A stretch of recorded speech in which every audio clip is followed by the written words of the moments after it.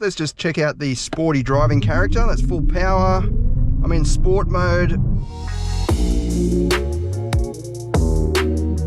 Yep, the sedan is back. This is the new Mazda 6e. It's basically a fully electric alternative or replacement to the old Mazda 6. It is based on a co-development platform with Chang'an Motors in China and made in China.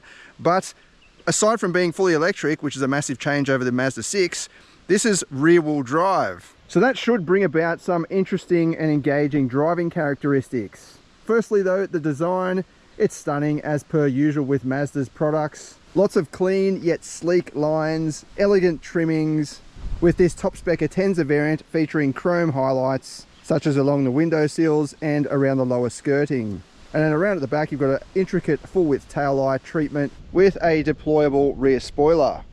I think it's great that Mazda is trying to keep the sedan alive, although it faces some tough sort of competition and demand. Most buyers are going with SUVs and utes.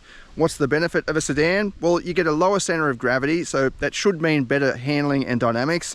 Lower slung seating position, so yeah, again, you feel more connected with the vehicle, but also it's sleeker through the air, so it should be more aerodynamic and more efficient. The top spec variant gets these Aero style 19-inch alloy wheels, and they're wrapped in 245/45 Michelin E-Primacy tyres. Now, E-tyres or eco tyres are usually inferior compared with their non-eco alternatives because of the compounds they use in the tyre. Usually harder compound to help with rolling resistance and just, yeah, help with overall efficiency rather than focusing on pure grip. In this case, I think it's not acceptable, but I think it's a good move that Mazda has gone with Michelin's at least, so they're a good tyre brand in my opinion, rather than some cheap no-name brand tyres. Inside, like with the exterior, this is a stunning design. You've got awesome materials and fit and finish, some suede-like trimmings on the inside, perforated for breathability. More of the kind of leather or leatherette trimming across the console, dual level console. I mean, that's all pretty standard and generic these days, having the dual level console with the twin cup holders and the twin, although it's only got one wireless pad, but yeah, twin pads there for your phone. I find these trays underneath a little bit useless. I mean, they could probably fit a handbag if you shoved it in there, but any items you put there, they just move and slide around. I don't know why they don't put like a little partition just to sort of separate it a bit, and then you can, yeah, use it for smaller items. Now up on the dash, depending on your take on this sort of stuff, we've got a full screen takeover. So there's no physical buttons or controls pretty much anywhere. You don't even have headlight controls there or controls to adjust the side mirrors on the doors. You've got to go into this screen, which I think is a distraction. You can talk to the vehicle by saying, you know, hi Mazda, turn the volume up, and it will turn the volume up a little bit. But, you know, what if it goes up too much or not enough? You got to say it again. Like, it just seems like such a fuss around to do a simple task. There's nothing wrong with, in my opinion, having a volume knob or turning the headlights on just here. Like, what's wrong with that? For example, say you're in a menu of the touchscreen, the main menu here for all your apps. You want to turn the headlights on. You've got to go back into the car setting. Just, let's go back again. Pretend it's on that page. You go from the whatever screen you're in, the vehicle, lights, and then you can turn the lights on. Like, how many pushes was that just to turn the lights on? Obviously it has automatic lights. That's probably not the best example, but to adjust the mirrors and anything else you want to do, you've got to play around with that screen, and I think it's a distraction. The seating position is surprisingly high for a sedan. You've got full power adjustment, but yeah, that's in its lowest setting. And yeah, I almost feel like I'm sitting in an SUV. This is very perched up. Obviously that's going to appeal to some buyers that want that perched up view. They want an SUV basically, but in a sedan format. But yeah, it would be good to have that seat, you know, lower down. I'm guessing it's because the battery's under there and it can't be much lower. We're already pretty low to the ground, I guess. But yeah, for a sedan, I would prefer a more hunkered down position. Likewise, the steering column, it does offer rake and reach adjustment, but it doesn't come out enough. Like, I feel like I'm sitting too close to the dashboard. Now, I know this is probably going to annoy some people, but I can feel that this is Chinese. Like, and I don't mean that in a really bad way. I just mean the Chinese manufacturers haven't been making cars for that long, so they just don't have experience with this sort of stuff. And that's, I can straight away feel that it's got that kind of, yeah, that's not really right. That's not really the way you do things. The interior presentation and quality is absolutely outstanding. Like, all this suede sort of stuff across the dash, it feels really nice. I mean, I'm not sure how it would wear and tear over time. You might mark that as well if you've got kids running around or whatever. But if you want to use this as a luxury car, then that's the same as any other luxury car. It just feels and presents beautifully, but some of the ergonomics need a little bit more work, in my opinion. Now up at the back, we've got a nice flat floor, so that is going to give you plenty of leg room, even for the middle seat passenger. You do sit quite low, being a sedan, obviously, but plenty of room. My head's nowhere near the ceiling, and we've got twin sunroof panels as well, so that's going to take up a little bit of room, but still my head's nowhere near it. In my seating position, I've got plenty of leg room. I think that's not bad. If you want to consider this as a replacement to the Mazda 6, that wasn't a huge sedan, it was kind of a mid-size sedan. I think this feels fairly spacious. You've got full climate controls in the back there and twin climate vents, as well as a USB port hidden underneath, and cup holders on a flip down armrest. And right at the back here, we've got a hatch tailgate or hatch lid, which extends all the way down to the rear of the car basically, and that gives you better practicality in terms of being able to get bulky items in there, slide them back, and then you can close the lid down, compared with a little boot lid that just lifts up here and has a small aperture. However, the boot space is listed at just over 300 litres, which is not that impressive for a big vehicle like this, or a medium-sized vehicle like this. You can obviously fold down the rear seats to access a nice long and flat loading space, and you do have some storage underneath and a tyre repair kit system. Underneath it all, you've got a 78 kilowatt hour battery sending energy to a rear mounted electric motor, rear wheel drive, producing 190 kilowatts and 290 newton meters, which seems about right for a mid-size sedan. However, this does weigh just over 2 tons, so the power to weight ratio is respectable rather than performance oriented.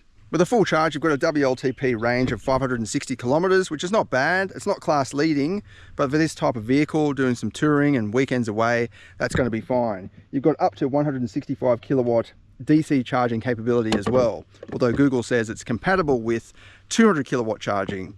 Most public stations in Australia, DC charging stations, max out at around 150 anyway, so you're going to be able to maximise the capability there. You've also got 11 kilowatt AC charging capability as well. All right, let's take this for a drive and see what it's like. I want to see if there's any of that sort of old school rear wheel drive driving dynamics under there. We'll do the performance test later on as well. All right, to start with, let's just check out the sporty driving character. That's full power. I'm in sport mode. I've got this little hill climb here. I like testing up here because it is quite steep, and it gives us a bit of an idea of the powertrain performance. So obviously, being steep, it's got to work against the hill.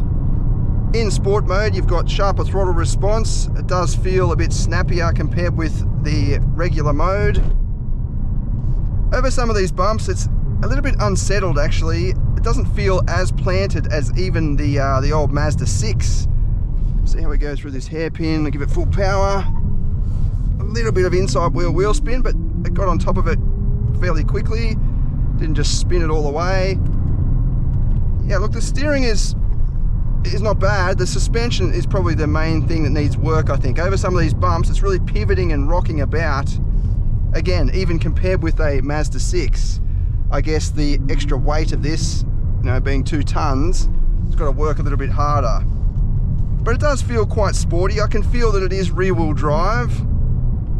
Yeah, it's a bit of fun. Now going back down, this will put a lot of pressure on the braking system obviously. Also puts a lot of weight over the front end, so we can see how it behaves over some of these bumps. I think the steering is, it's okay, but it's a little bit twitchy for my liking, even compared with the Mazda 6 and Mazda 3 and obviously the Mazda MX-5. It would be nice if they brought some of that character across. Down through here, hard on the brakes. Decent brakes, good grip from those tyres. 245 tyres is nice and wide. Just started to kind of kick out at the back there, which is good to see. So there is, some characteristics of rear wheel drive handling here. But yeah, I think the body control, the body roll and wobble and all that needs work the most. The rest of it, it's pleasant. I wouldn't say it's the most rewarding vehicle in this class, but it's certainly enjoyable enough to take it for a nice drive on a Sunday morning. Obviously, it's not a sports car. I'm not meaning to compare it to sports cars. I'm literally comparing it to vehicles like the previous gen Mazda 6.